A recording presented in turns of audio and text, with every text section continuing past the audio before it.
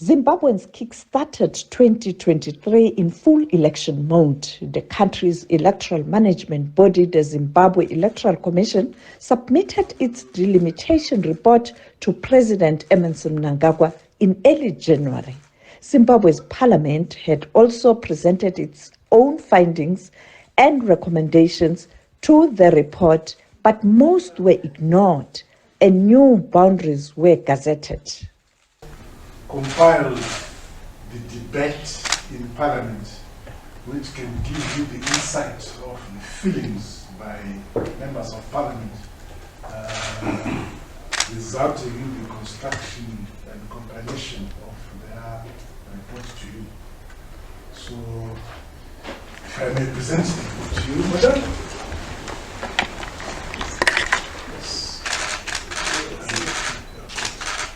Just a fortnight after the gazetting of the new electoral boundaries, a new bill was introduced in Parliament. The bill sought to give government greater control over operations of non-governmental organizations. The Private Voluntary Organizations Amendment Bill further sought to ban NGOs and civil society organizations from engaging in politics. And non-governmental organizations play a complementary role in supporting government programs. As they do so, they must observe the rule of law and act within the laws of our country. Recently, bold steps were taken to enforce the law.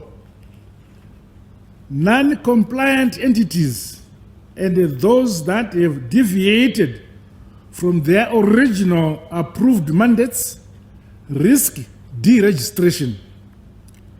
No entity is above the law. In March, an expose by an Al Jazeera documentary, The Gold Mafia, brought to light alleged illicit financial flows from Zimbabwe. The documentary also included serious allegations of abuse of diplomatic immunity, illicit gold trading, corruption, and money laundering. However, the country's central bank was quick to deny the allegations. I'm the custodian of the financial system in this country.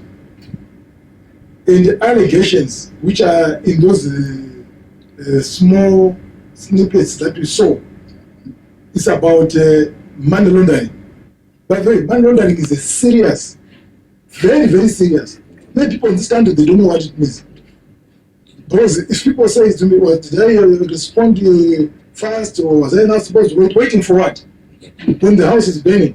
You are told that there is allegation of money laundering in your country. And that the central bank is the one that is cleaning this suit called laundering. And then someone you sleep comfortably. One people, one nation, one vision. In April, the country's main opposition political party began its own internal process of selecting its candidates that would represent the party in the general elections. We've already started the process of radically transforming how we choose our candidates. Candidates are going to be chosen by you, not by leaders. By you, not by the leader. You in your community, tell us who is the best representative in terms of integrity, honor, accountability, accessibility, and also visibility. Don't choose people who are MPs as in missing person. In May, the country took delivery of 18 helicopters from the Russian Federation. The handover took place at a time when most Western nations were increasing their efforts to isolate Moscow due to its role in the ongoing conflict with Ukraine. Recently, we're experiencing pressure from certain Western countries that go to Petersburg in July for the Africa-Russian Federation Summit. Not long ago, a few months ago, African heads of state were in Washington. Russia never complained. In June, President Mnangagwa proclaimed 23rd August as election day. 11 candidates were initially cleared to run in the presidential race. However, a former ZANU-PF member, Savio Kasakwero, was disqualified. Only a single female candidate took part in the race. In a change of circumstances, Harare agreed to allow the EU to observe its elections and sign an administrative arrangement. The EU deployed 150-member election observer mission that arrived from early July. We will have a core team of 11 experts, and they are specialized in different areas: politics, human rights, elections, media, gender, security, and other areas. They will arrive in a week's time, roughly. And then we have a team of 46 long-term observers. They will come mid-July, and 44 short-term observers. They will just come before election day. And finally, we will have 44 locally recruited short-term observers. The ugly face of violence was once again witnessed in Zimbabwe's politics following violent clashes in Harare and the brutal killing of one member of the opposition. Every time we have elections in Zimbabwe, there has to be loss of lives. That can't be. That's undermining the essence of the liberation struggle. The liberation struggle was about one man, one vote. It was about the sovereignty of the people. It was the will of the people. Then came the big showdown. Polling was marred by many irregularities, and voting was extended by an extra day. As the ruling ZANU-PF was sensing victory, election observers presented damning reports of the election process. The mission noted that some aspects of the harmonized elections fell short of the requirements of the Constitution of Zimbabwe, the Electoral Act, and the SABC principles and guidelines governing democratic elections of 2021.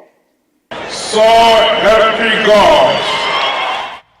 Despite the criticism, Mnangagwa took the oath of office and formed a new government. Very much. The country ended the year by hosting Africa's largest AIDS conference, the International Conference on AIDS, in Africa. There are 5 countries, including Zimbabwe, that have also already achieved those midterm targets of 2025. Botswana, Eswatini, Rwanda, and Tanzania. 16 other countries are close to them, also heading towards achieving the midterm targets, meaning that we could end AIDS as a public health threat in those countries by 2030. So that's good news to celebrate, but all is not well. Political activist Job Sikhala clocked more than 500 days behind bars without conviction. Now many are hoping 2024 will bring a change of fortunes, not only for Sikhala, but the whole country. Sophie Mkwena, SABC News.